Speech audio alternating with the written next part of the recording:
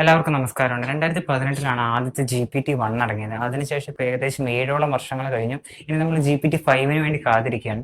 അപ്പൊ ഈ ഒരു ജേർണി ചാറ്റ് ജിപിടിന്റെ ഈ ഒരു ജേർണിയാണ് നമ്മളിനി എക്സ്പ്ലോർ ചെയ്യാനായിട്ട് പോകുന്നത്. 2015 എല്ലാത്തിന്റെയും തുടക്കം. Sam Altman, Elon Musk, Greg Brockman, അതേപോലെ തന്നെ അവരുടെ കുറേയധികം കൊളീഗ്സ് ഉണ്ടായിരുന്നു. ഇവരെല്ലാവരുടെയും ഒരു വിഷൻ എന്ന് പറയുന്നത് ഈ ഒരു ആർട്ടിഫിഷ്യൽ ഇന്റലിജൻസിന്റെ ആ ഒരു സീക്രസി അവർക്ക് കുറച്ചും കൂടെ എക്സ്പ്ലോർ ചെയ്യണം നമുക്ക് നല്ലൊരു ആഗ്രഹം ഉണ്ടായിരുന്നു. അങ്ങനെയാണ് ഓപ്പൺ എ എന്ന് പറയുന്ന ആ ഒരു കമ്പനി അവർ സ്ഥാപിച്ചത്. അതിന്റെ മെയിൻ ആയിട്ടുള്ള ലക്ഷ്യം എന്ന് പറയുന്നത് ഈ ഒരു ആർട്ടിഫിഷ്യൽ ഇന്റലിജൻസിനെ ഹ്യൂമൻ വെൽബീയിങ്ങിന് വേണ്ടി ഉപയോഗിക്കുക എന്നതായിരുന്നു. 2018 ആദ്യത്തെ GPT-1 ഇറങ്ങുന്നത്. ആ ഒരു GPTന്റെ പ്രത്യേകത എന്ന് പറയുന്നത് ടെക്സ്റ്റ് മാത്രമായിരുന്നു അതിനെ റെക്കഗ്നൈസ് ചെയ്യാനായിട്ട് സാധിക്കുന്നത്. അതേപോലെ തന്നെ നമ്മൾ ലോട്ട് ഓഫ് സെന്റൻസ് കൊടുത്താൽ ആ ഒരു സെന്റൻസിനെയൊക്കെ മനസ്സിലാക്കി അതിന്റെ ബാക്കിയും കൂടെ അതിന് പൂരിപ്പിക്കാനൊക്കെ ആയിട്ട് സാധിക്കുമായിരുന്നു. ഏകദേശം 117 മില്യൺ പാരാമീറ്റേഴ്സ് ഉള്ള ഒരു ചാറ്റ് ബ്രെയിൻ ആയിരുന്നു അത്.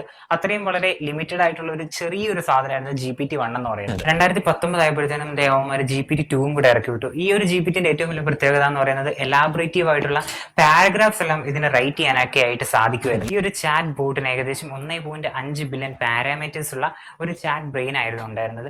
ഈ ഒരു സാധനം ഇവർ ആക്ച്വലി ഡെവലപ്പ് ചെയ്ത് കുറെ അധികം കാലങ്ങൾക്ക് ശേഷമാണ് ഇവർ ഈ സാധനം മാർക്കറ്റിലേക്ക് ഇറക്കുന്നത്. കാരണം ഇവരുടെ ഉള്ളിൽ ഒരു പേടി ഉണ്ടായിരുന്നു, ആക്ച്വലി ഇതൊരു മിസ്യൂസ് ചെയ്യപ്പെട്ടാലോ എന്ന്. അങ്ങനെ ഏകദേശം 2019 നവംബറിലാണ് ഇവർ ഈ GPT-2 എന്ന് പറയുന്ന ആ ഒരു മോഡൽ മാർക്കറ്റിലേക്ക് ഇവരെ ഇറക്കുന്നത്. ഏകദേശം ഒരു വർഷങ്ങൾക്ക് ശേഷം 2020 അടുത്ത GPT ഇറങ്ങി, GPT-3. ഇതെല്ലാവരെയും അമ്പരിപ്പിച്ചു കളഞ്ഞു. കാരണം ഏകദേശം ഇതിന്റെ ചാറ്റ് ബ്രെയിന്റെ വലുപ്പം എന്ന് പറയുന്നത് 175 ബില്യൺ പാരാമീറ്റേഴ്സ് ആയിരുന്നു. അതായത് 1.5 ബില്യൺ പാരാമീറ്റേഴ്സ് ആയിരുന്നു GPT-2-ന്. അതിനുശേഷം GPT-3 വന്നപ്പോഴത്തേനും 175 ബില്യൺ പാരാമീറ്റേഴ്സ് ആയി. ഈ ഒരു GPT-3 എന്ന് പറയുന്ന ഒരു മാസ്റ്റർ ആയിട്ടുള്ള ഒരു സ്റ്റോറി ടെല്ലർ ആയിരുന്നു. അതേപോലെ തന്നെ പല കമ്പനീസ് എല്ലാം അവരുടെ കസ്റ്റമർ കെയർ സർവീസിലേക്ക് ഇതിന്റെ എബിലിറ്റീസ് എല്ലാം അവർ അക്വയർ ചെയ്തിട്ടുണ്ടായിരുന്നു. അതേപോലെ തന്നെ ഡെവലപ്പേഴ്സിന് ഇത് API വഴിയായിട്ട് ആക്സസ് ചെയ്യാനൊക്കെ സാധിക്കുമായിരുന്നു. ഇവിടെ വെച്ചൊന്നും ഓപ്പൺ ആയി ഈ പരിപാടി നിർത്താനായിട്ട് അവർ ഒരിക്കലും ആഗ്രഹിച്ചില്ല. കുറച്ചും കൂടി അഡ്വാൻസ്ഡ് ആയിട്ടുള്ള പരിപാടിയാണ് അവർ നോക്കിക്കൊണ്ടിരുന്നത്. അതായത് കുറച്ചും കൂടി ഒരു ഫ്രണ്ട്ലി ആയിട്ട് നമ്മളോട് ഹ്യൂമൻസിനോട് ചാറ്റ് ചെയ്യുന്ന നല്ലൊരു ചാറ്റ് ബോട്ട് ക്രിയേറ്റ് ചെയ്യാനായിരുന്നു അവരുടെ ആ ഒരു സമയത്തെല്ലാം പരിശ്രമം എന്ന് പറയുന്നത്. അങ്ങനെ 2022 നവംബർ 30 ഓപ്പൺ ഐന്റെ വക ചാറ്റ് GPT ലോഞ്ചായി. ഇതൊരു ചെറിയൊരു റിസർച്ച് ടൂൾ ആയിട്ടാണ് ആക്ച്വലി ഇവർ ലോഞ്ച് ആക്കിയത്. 2023 ജനുവരി മാസം ആയപ്പോഴത്തേക്കും ഏകദേശം 1 മില്യൺ യൂസേഴ്സ് ആയി. പിന്നെ പെട്ടെന്ന് തന്നെയായിരുന്നു ഇവന്മാര് 100 മില്യൺ യൂസേഴ്സ് അടിച്ചത്. അതായത് ആദ്യമായിട്ടാണ് ഒരു ആപ്പിന് അത്രയും പെട്ടെന്ന് ഇതൊരു ചാറ്റ് ബോട്ടാണെന്ന് വിചാരിക്കണം, അങ്ങനെ ഒരു ചാറ്റ് ബോട്ടിന് ഇത്രയധികം പെട്ടെന്ന് തന്നെ 100 മില്യൺ യൂസേഴ്സിനെ അവർക്ക് ഉണ്ടാക്കാനായിട്ട് സാധിക്കുന്നത്. എല്ലായിടത്തും സോഷ്യൽ മീഡിയാസിലും എല്ലാ സൈറ്റ്സിലും ഒക്കെ ചാറ്റ് GPTനെ കുറിച്ചുള്ള കുറേയധികം കാര്യങ്ങളായിരുന്നു. അതിന് ചെയ്യാൻ പറ്റുന്ന പലയധികം കാര്യങ്ങൾ, അതായത് ഡീബഗ് ചെയ്യാനായിട്ട് സാധിക്കുന്നത്, essays റൈറ്റ് ചെയ്യാനായിട്ട് സാധിക്കുന്നത്, കണ്ടന്റ് ക്രിയേഷൻ, അങ്ങനെ പല കാര്യങ്ങളും ഇതിന് ചെയ്യാനായിട്ട് സാധിക്കുമായിരുന്നു. അതേപോലെ തന്നെ ഈ ചാറ്റ് GPT കാണിക്കുന്ന കുറേയധികം പൊട്ട ഉത്തരങ്ങളെല്ലാം സോഷ്യൽ മീഡിയാസിലൂടെയെല്ലാം വളരെയധികം സർക്കുലേറ്റ് ചെയ്യപ്പെടുകയും ചെയ്തു. 2023 ഫെബ്രുവരി ആയപ്പോഴത്തേക്കും ഓപ്പൺ ഐന്റെ വക ചാറ്റ് GPT പ്ലസും കൂടെ ഇറങ്ങിയിട്ടുണ്ടായിരുന്നു. ഏകദേശം $20 ആയിരുന്നു ഒരു മാസത്തെ പേയ്മെന്റ് എന്ന് പറയുന്നത്. ചാറ്റ് GPTന്റെ ഏറ്റവും വലിയ ഇൻവെസ്റ്റർ ആയിട്ടുള്ള മൈക്രോസോഫ്റ്റ് അവരുടെ സെർച്ച് എഞ്ചിൻ ആയിട്ടുള്ള ബ്ലിങ്ങിലേക്കും ഈ ഒരു ചാറ്റ് GPTന്റെ ഫീച്ചർ അവർ ഇംപ്ലിമെന്റ് ചെയ്യുകയും ചെയ്തു. 2023 മാർച്ചിൽ തന്നെ ചാറ്റ് GPT അടുത്ത സാധനം കൂടെ ഇറക്കി വിട്ടു, GPT-4 എന്ന് പറയുന്നത്. ഇത് വളരെയധികം എക്സ്ട്രാ ഓർഡിനറി ആയിട്ടുള്ള ഒരു സാധനം തന്നെയായിരുന്നു. അതായത് ഇതിന് ഇമേജ് ഒക്കെ പ്രോസസ് ചെയ്യാനൊക്കെ സാധിക്കും. അതേപോലെ തന്നെ 25,000 വേർഡ് കോണ്ടാക്ട്സ് വരെ ഈ ഒരു സാധനത്തിന് ഒറ്റ മിനിറ്റ് തന്നെ അത് അക്സെപ്റ്റ് ചെയ്ത് അതിന്റെ കണ്ടന്റ് നമുക്ക് പറഞ്ഞു തരാനൊക്കെ ആയിട്ട് ഇതിന് സാധിക്കുമായിരുന്നു. 2023 തന്നെ ചാറ്റ് GPT അതിനൊരു വോയിസ് ഗെയിൻ ചെയ്തു. അതായത് ഒരു പേഴ്സണൽ അസിസ്റ്റന്റ് ആയിട്ട് സ്പീക്ക് ചെയ്യാനൊക്കെ സാധിക്കുമായിരുന്നു. ഈ ഒരു ചാറ്റ് GPTക്ക് ഇപ്പം ചെയ്യാവുന്നത് വളരെയധികം എലാബറേറ്റീവ് ആയിട്ടുള്ള പരിപാടിയായിരുന്നു. അതായത് നമ്മളൊരു ഇമേജ് കൊടുത്ത ആ ഒരു ഇമേജിൽ എങ്ങനെയൊക്കെയാണ് ഇരിക്കുന്നതെന്നൊക്കെ അത് വളരെയധികം എലാബറേറ്റീവ് ആയിട്ട് നല്ല സെർട്ടേൺ ആയിട്ട് തന്നെ നമുക്ക് പറഞ്ഞു തരുന്ന ഒരു സാധനമായിട്ട് അത് കുറേയധികം ഡെവലപ്പ് ആയിട്ട് മാറിയിരുന്നു. ആ വർഷം ആഗസ്റ്റിൽ തന്നെ ഓപ്പൺ എ ചാറ്റ് GPT എന്റർപ്രൈസും കൂടെ ലോഞ്ച് ആക്കിയിട്ടുണ്ടായിരുന്നു. ഇത് മെയിൻലി ഫോക്കസ് ചെയ്യുന്നത് ബിസിനസ് ഏരിയാസിനായിരുന്നു.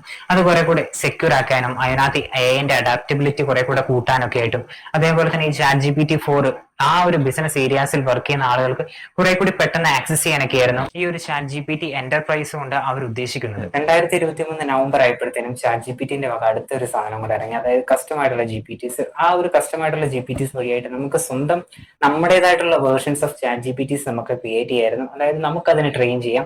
അതായത് പ്രോഗ്രാമിംഗ് ലാംഗ്വേജിന്റെ ഒരു നോളജ് ഒന്നും ഇല്ലാതെ തന്നെ നമുക്കതിനെ ട്രെയിൻ ചെയ്ത് പല കാര്യങ്ങൾക്ക് വേണ്ടി, ഓരോരോ ടാസ്കുകൾക്ക് വേണ്ടി, അല്ലെങ്കിൽ നമ്മുടെ ഒരു ഫിറ്റ്നസ് കോച്ചായിട്ട് അല്ലെങ്കിൽ നമ്മുടെ കോഡിങ്ങിൽ ഹെൽപ്പ് ചെയ്യുന്ന ഒരാളായിട്ടൊക്കെ നമുക്ക് ആ GPT-സിനൊക്കെ എല്ലാം മാറ്റാനായിട്ട് സാധിക്കുകയാണ്. 2024 ജനുവരി ആയപ്പോഴത്തേനും ചാറ്റ് ജി പി ടി സ്റ്റോറും കൂടെ അവന്മാർ ഇറക്കി. നമ്മുടെ ഗൂഗിളിന്റെ പ്ലേ സ്റ്റോർ പോലെ അടുത്തൊരു സാധനമായിരുന്നു ഇത്.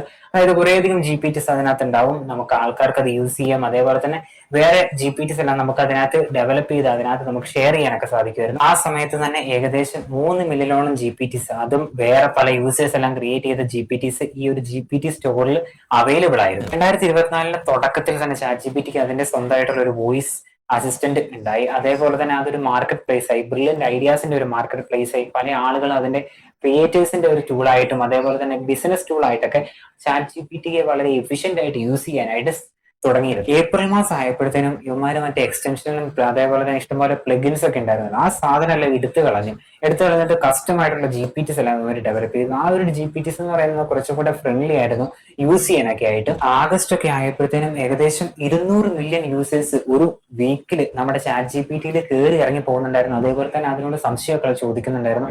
അതൊരു വലിയൊരു മൈൻഡ് സ്റ്റോൺ ആയിരുന്നു ഈ ഒരു ഓപ്പൺ എഐന്റെ ഹിസ്റ്ററിയിൽ എന്ന് പറയുന്നത്. 2024 ഡിസംബർ ഒക്കെ ആയപ്പോഴത്തേനും ചാറ്റ് എന്ന് പറയുന്നത് നമുക്ക് ബ്രൗസ് ചെയ്യാനുള്ള ഒരു വെബ്സൈറ്റ് മാത്രമായിരുന്നില്ല, അതോടൊപ്പം തന്നെ അവർക്ക് ടോൾ ഫ്രീ നമ്പർ ആയിട്ടുള്ള ഒരു നമ്പർ ഓപ്പൺ എഐന്റെ വക ഇറക്കിയിട്ടുണ്ടായിരുന്നു. അതേപോലെ തന്നെ നമുക്ക് വാട്സപ്പിലൂടെയും ചാറ്റ് നമുക്ക് ചാറ്റ് ചെയ്യാനൊക്കെ സാധിക്കുമായിരുന്നു. അതായത് ഓപ്പൺ എഐന്റെ അക്കൗണ്ട് ഇല്ലാതെ തന്നെ നമുക്ക് ചാറ്റ് ആക്സസ് ചെയ്യാനൊക്കെ ആയിട്ട് സാധിക്കുമായിരുന്നു. 2025 ജനുവരി ഒക്കെ ആയപ്പോഴത്തേനും ചാറ്റ് അടുത്തൊരു ഏജന്റിനെ തന്നെ അവന്മാർ ഇറക്കി വിട്ടു. അതിന്റെ പേര് എന്ന് പറയുന്നത് ഓപ്പറേറ്റർ ഏജന്റ് എന്നാണ്. ഇത് സിമ്പിൾ ആയിട്ടുള്ള ടാസ്ക്, അതായത് ടിക്കറ്റ് ബുക്ക് ചെയ്യുക, അതേപോലെ തന്നെ ഓരോ ഐറ്റംസ് ഒക്കെ ഓർഡർ ചെയ്യുക, അങ്ങനെ കുറേയധികം കാര്യങ്ങളൊക്കെ ഈ ഒരു ഏജന്റ് വഴിയായിട്ട് ഇതിന് ചെയ്യാനായിട്ട് സാധിക്കുന്നുണ്ട്. 2025 ഫെബ്രുവരി തന്നെ ഇവന്മാർ അടുത്ത സാധനം കൂടെ ഇറക്കി, അതായത് 4നെ ഇവന്മാരെ റീപ്ലേസ് ചെയ്യുന്നത് 4.5. പക്ഷെ ഇത് ഈ ഒരു ഫീച്ചർ ഉള്ളത് പ്രോ യൂസേഴ്സിന് മാത്രമാണ്, അല്ലാതെ സാധാരണ യൂസ് ചെയ്ത ഒരു മനുഷ്യർക്കും ഇതില്ല. അതേപോലെ തന്നെ അത്ര ഒരു പ്രചാരത്തിലൊന്നും അവന്മാർ അത്രയധികം പബ്ലിസിറ്റി ഒന്നും സിമ്പിൾ ആയിട്ട് കൊടുത്തിട്ടില്ലായിരുന്നു. ഈ ഒരു പ്രോ മോഡലിന്റെ കോഡ് നെയിം എന്ന് പറയുന്ന ഒറിയോൺ എന്നായിരുന്നു. 2025 ഏപ്രിൽ ആയപ്പോഴത്തേനും ChatGPT 4 എന്ന് പറയുന്നത്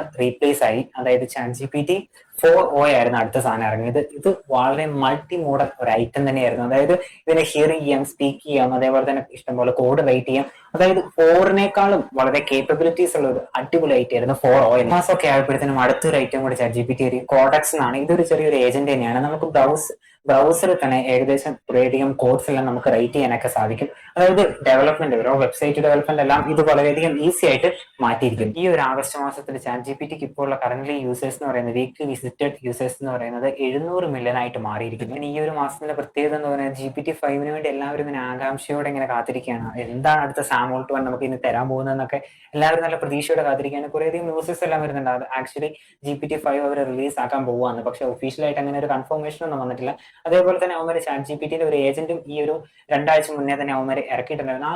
ആ ഒരു ഏജന്റ് കുറെ കൂടി കിടലായിട്ടുള്ള സാധനം. അതായത് മറ്റേ ഓപ്പറേറ്റർ ഏജന്റ് അതിന്റെ സ്പെസിഫിക് ആയിട്ടുള്ള ടാസ്ക് തന്നെയാണ് ഇത് ചെയ്യുന്നത്. അതായത് ടിക്കറ്റ് ബുക്ക് ചെയ്യുക, അതേപോലെ തന്നെ പണ്ട് ട്രെയിൻ ടിക്കറ്റ് ആയിരുന്നെങ്കിൽ ഇപ്പൊ സിനിമ ടിക്കറ്റ്, ഇങ്ങനെ കുറേയധികം കാര്യങ്ങൾ ഈ ഒരു ChatGPTന്റെ ഈ ഒരു ഏജന്റിന് ചെയ്യാനായിട്ട് ഇപ്പൊ സാധിക്കുന്നുണ്ട്. ആക്ച്വലി കാലം ഇങ്ങനെ പോയിക്കൊണ്ടിരിക്കുകയാണ്. ChatGPT ഇങ്ങനെ വളരെയധികം മുന്നോട്ട് ഇങ്ങനെ വളർന്നുകൊണ്ടിരിക്കുകയാണ്. അതേപോലെ തന്നെ ഇതിന് കുറേയധികം ചലഞ്ചസും പ്രശ്നങ്ങളും എല്ലാം തന്നെയുണ്ട്.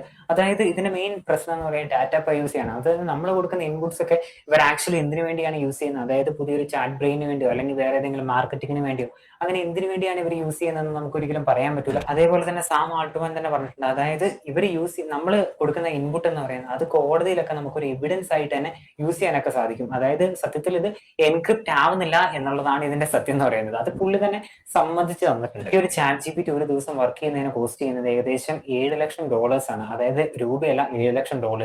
അതുകൊണ്ട് തന്നെ മനസ്സിലാവുമല്ലോ ഇതിന് കുറേയധികം ഇലക്ട്രിസിറ്റീസ് വേണം. അതേപോലെ തന്നെ ഈ മൈക്രോസോഫ്റ്റിന്റെ അഷ്യൂറിന്റെ ഒക്കെ ഇത് ഡാറ്റാ സെന്റേഴ്സ് ഇവന്മാരെ എടുത്തേക്കാണ് ഇത് വർക്ക് ചെയ്യാൻ വേണ്ടിയിട്ട്. പിന്നെ കമ്പ്യൂട്ടേഷൻ പവേഴ്സ്, അതേപോലെ തന്നെ GPUs, ഇങ്ങനെ കുറേയധികം കാര്യങ്ങൾ വേണം. അതുകൊണ്ട് തന്നെ ഇതിന്റെ GPT എന്ന് പറയുന്നത്, അതേപോലെ തന്നെ അതിന്റെ സെർവേഴ്സ് എന്ന് പറയുന്നത് വളരെയധികം എക്സ്പെൻസീവ് ആയിട്ടുള്ള ഒരു മാറ്റർ. നമ്മൾ ഈ ഒരു വീഡിയോ വഴിയായിട്ട് ചെറിയ രീതിയിലുള്ള ഒരു ChatGPTന്റെ ആ ഒരു ജേണിയാണ് നമ്മളിങ്ങനെ എക്സ്പ്രസ് ചെയ്യാനായിട്ട് നോക്കിയത്. അതേപോലെ തന്നെ ഇതിനേക്കാളും എലാബറേറ്റീവ് ആയിട്ടുള്ള പലയധികം കാര്യങ്ങൾ അതിന്റെ പുറകിലും മുൻപിലെല്ലാം സംഭവിച്ചിട്ടുണ്ട്. ആ ഒരു കാര്യങ്ങളെല്ലാം നിങ്ങൾക്ക് വിക്കിപീഡിയ വഴിയും അതേപോലെ തന്നെ പല രീതിയിലുള്ള AI മോഡൽസ് എല്ലാം വഴിയായിട്ട് നിങ്ങൾക്ക് അറിയാവുന്നതാണ്. അതേപോലെ തന്നെ നിങ്ങൾക്ക് കമന്റ് ചെയ്യാവുന്നതാണ്. നിങ്ങൾക്ക് ഇഷ്ടപ്പെട്ട ഏറ്റവും നല്ല ഒരു ചാറ്റ് ബോട്ടിന്റെ പേര് നിങ്ങൾക്ക് അടിയിൽ കമന്റ് ചെയ്യാവുന്നതുമാണ്. Thank you.